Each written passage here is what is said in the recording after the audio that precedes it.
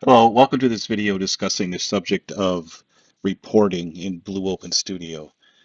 We're naming this webinar Blue Open Studio Reporting number 2, as it is an expansion of a reporting video that was done a few years ago in a first release of many other training videos.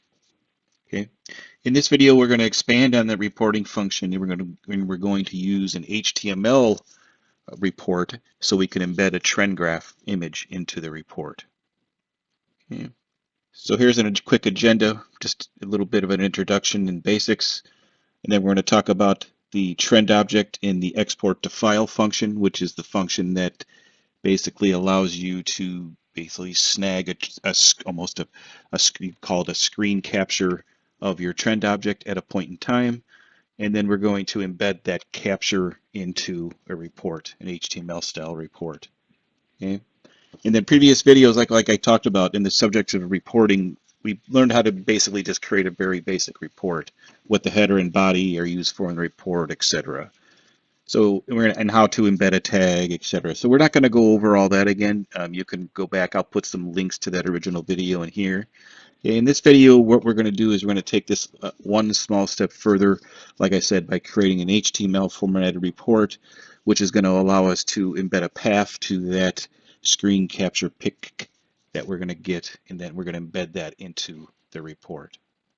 Okay, so just some introductions and basics. So within this project, we're going to have a trend logger, and we're going to have a trend control object that's being used.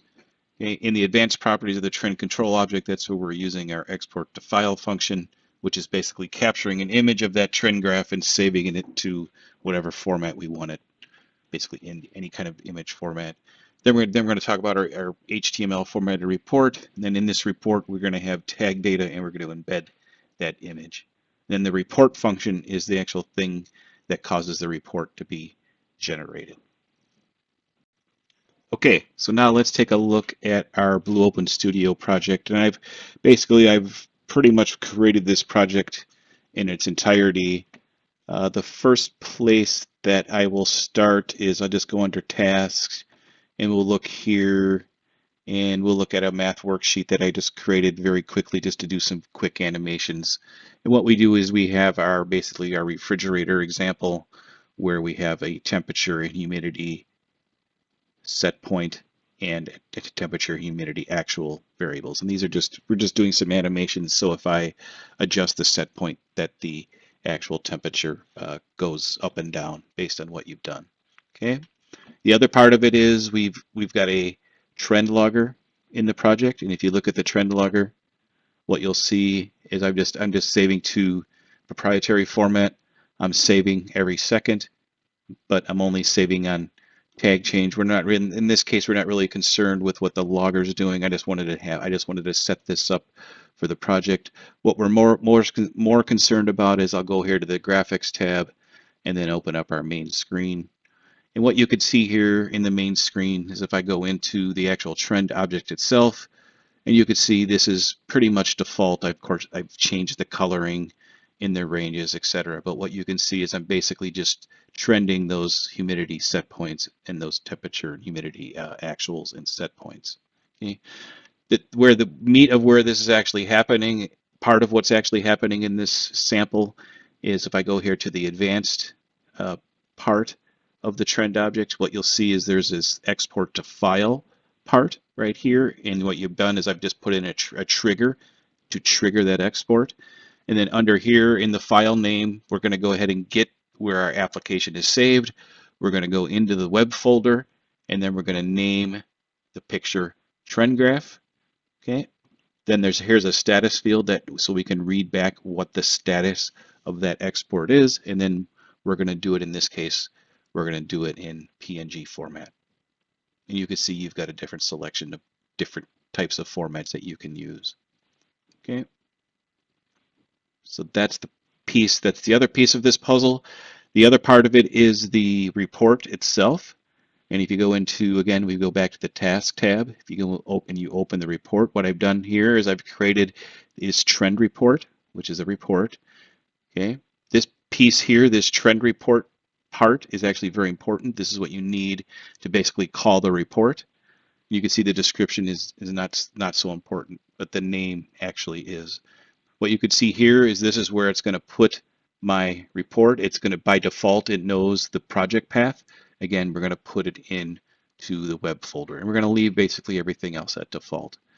And then you can see what I've done here is we've entered some real simple HTML code to basically give me a date and time, and then give me the actual numbers. I put in a table, I'm going to put in the values, and then this is where we're embedding that image. So when we run this report, we'll actually embed that image into the report. And you can see there's that trend graph.png.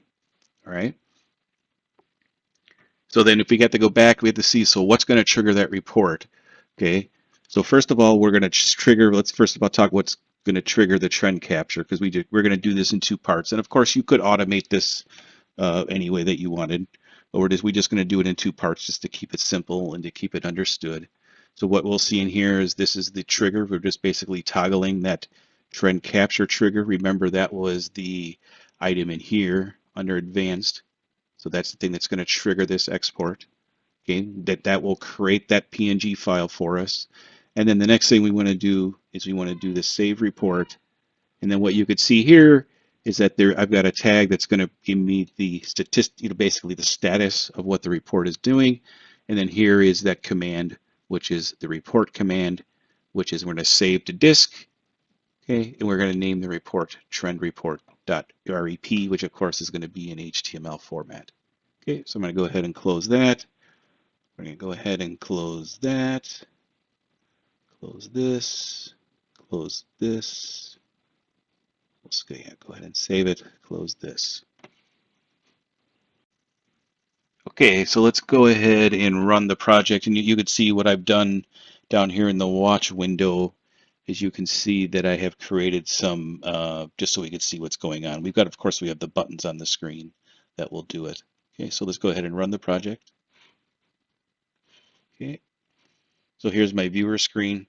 Okay, so the first thing I'm going to do is let's just go ahead and we can make our graph do something here. Makes things go up and down a little bit, make our graph look a little bit pretty. Okay, then what we're going to go ahead up here do is we're going to go ahead and just capture, let's go ahead and capture the image first just so we can see what that looks like. So I'm just going to go ahead and trigger the trend capture. And if I come back down here now in the watch window, you'll see that it was successful. That's what a 1 means in the status. Okay, so now what we want to do is we want to go ahead and look at that. Let's go ahead and look at what that image file looks like. So I'm going to go ahead and we're going to go ahead, because remember we saved it in the web subfolder of the project folder. So I'm going to go ahead and open the folder in File Explorer. We're going to go into the web, and there you could see here's our trendgraph.png right here at the top, because I have this sorted by newest file on top. And then you see if we do a preview of it, that's what it's going to look like. That's what it does look like. Okay. Close out of there. Okay, so now let's go back to our runtime. And now that we've got the image, let's go ahead and save the report. Okay. And then save report 0 means successful.